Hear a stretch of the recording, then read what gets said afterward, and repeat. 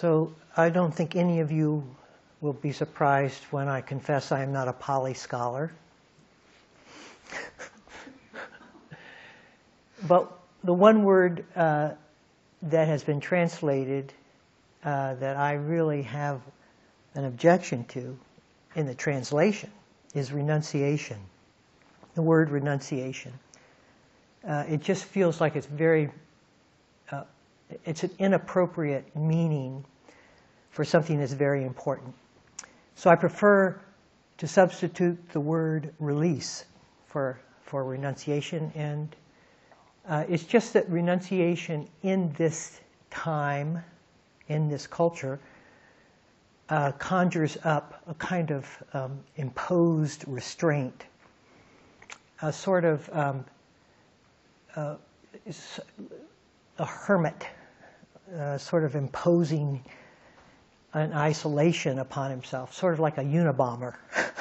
It's back there somewhere, in which, you know, there's this sort of a cloistered, forced cloisteredness, a darkened monastery, you know, mold. In any case, it just doesn't work when we have a consumer culture, and then it's not an inviting word to a consumer culture. It feels like something's going to be taken away if I get involved in this.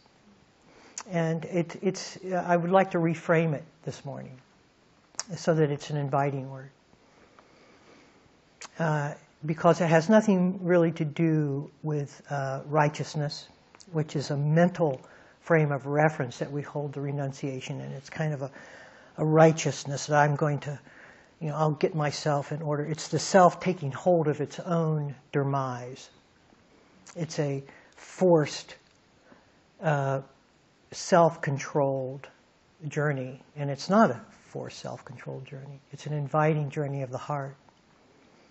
And so this sense of renunciation has such a sense of righteousness about it, such kind of an embitterment. You can feel a contraction with the word.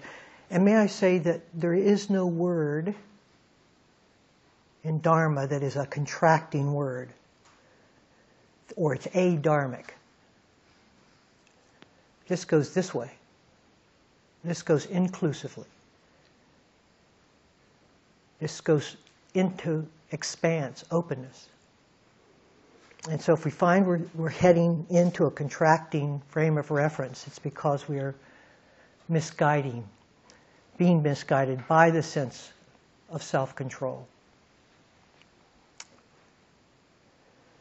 So what does renunciation look like when it's in line with the sense of openness, with the sense of release, with a sense of expanse? Now we can get a feeling for the invitation of the word. And as you normally go through the course of a spiritual journey, you'll find a lightening, not an imposed lightening, but a simple release into a lightened, more open frame of reference. Things drop away. And we begin to experience the fruit of the journey from suffering to the end of suffering when you realize that you can renounce suffering. You can simply release yourself from the tension and contraction from which suffering arises.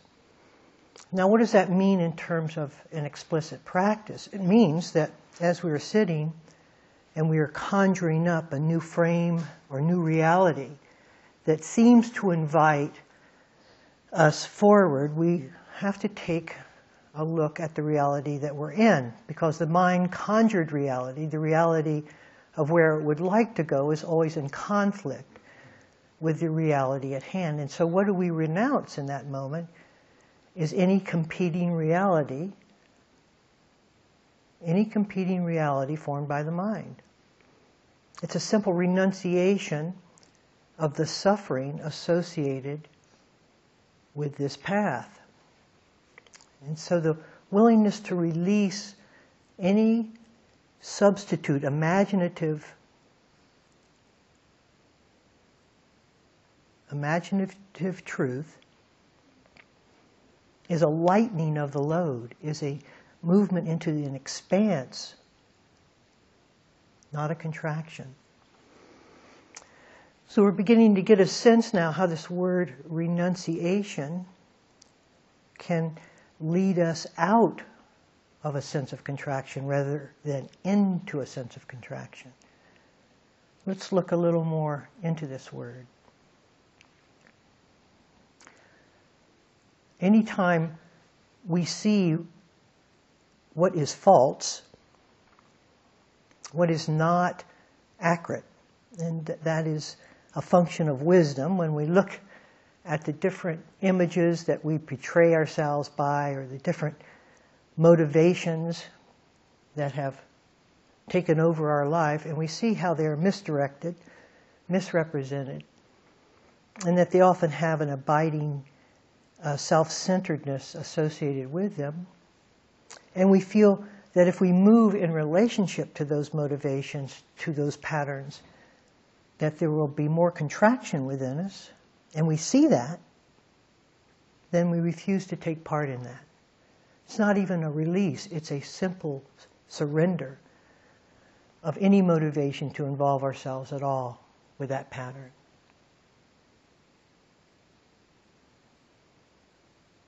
And that comes from wisdom. It doesn't come from the sense of self-containment or righteously knowing our way. It comes from that direct seeing.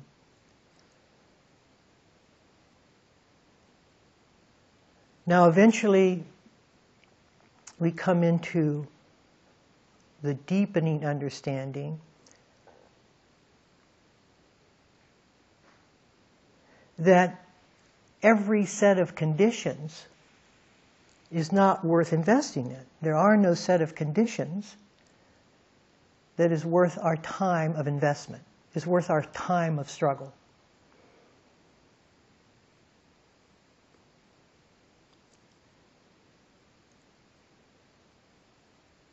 And so then a natural question arises within us.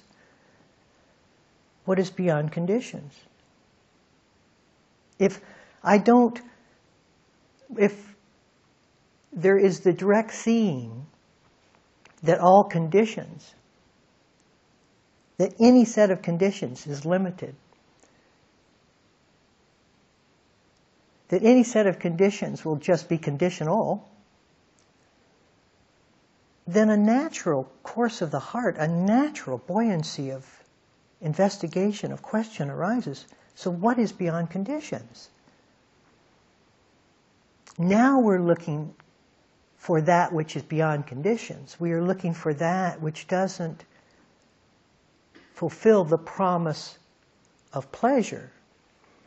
And so now we get into a much straighter, leaner path of release, in which we are no longer going to allow ourselves to be fooled by conditions. So as conditions arise, we simply release any investment within them. We renounce conditionality. That doesn't tighten us, that doesn't back us into a corner, that doesn't send us into a cave. It brings us out into the open. It exposes, it invites an expanse, because no longer are we limited by conditions. And so you can feel that the journey of renunciation is the journey of the bird opening its wings.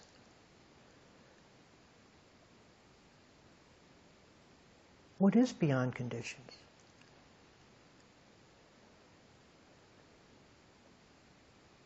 Now, if we're going to ask that in any kind of genuine, authentic way, we have to be willing to listen as keenly as the question suggests. We can't listen superficially, or we'll be just listening at the level of conditionality. What is beyond conditions? Dead stop. Now all things have been renounced in that dead stop. and there is an intimation of something